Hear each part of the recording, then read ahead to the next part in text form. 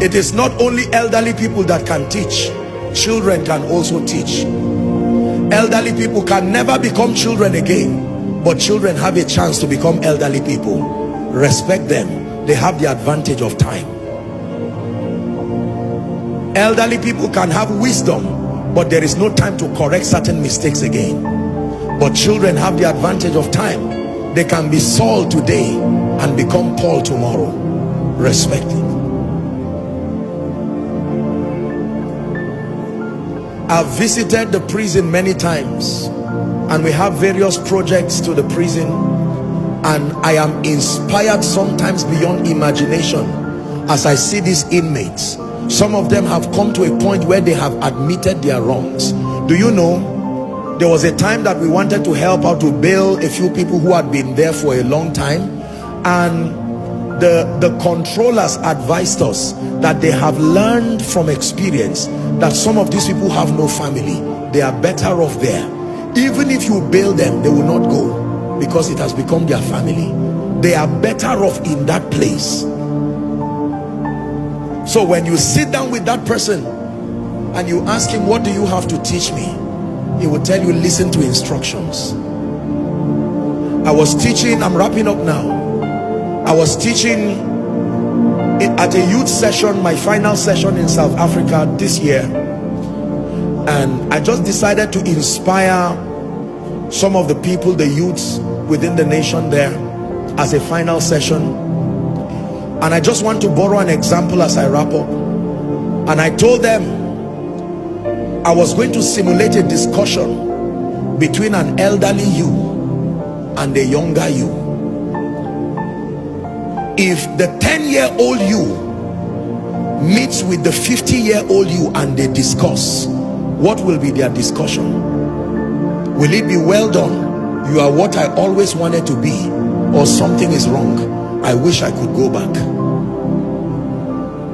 I have told you that at the end of your life you will always be remembered, only be remembered by the problems you created or the ones you solved. There are many of you who right now are in that conversation. If the 10-year younger version of you looks at the you now, you will watch him bleed, and he says, this is not what I wanted to become. This was not our discussion. What happened? Now that you are alive, you can make the you now to celebrate with the you that is waiting in your 20 years from now. That 10-20 years from now, you can look back to this version of you and say, well done, I made the wrongs right, I built the relationships, I got my life back in order. I'm praying for you that the 70-80-year-old version of you will not turn back and watch the younger version crying and say, I kept calling your attention. When you were 30, I said you were missing it, you did not listen. You got to 40, I said you were missing it, you did not listen. Now you are 80 and you are full of regrets. There are many elderly people today who are going to their graves in pain. They made certain mistakes, and watch this. This is the conclusion of my discourse tonight. The man who is sitting today as an overcomer is not always smiling. Sometimes they cry even on the throne, because they remember in regret opportunities missed, some of these principles that they did not adhere to. I was sent by that overcomer to you to tell you the mistake you are making has been made by someone, and the end of it is not joy. You have a chance to correct it now.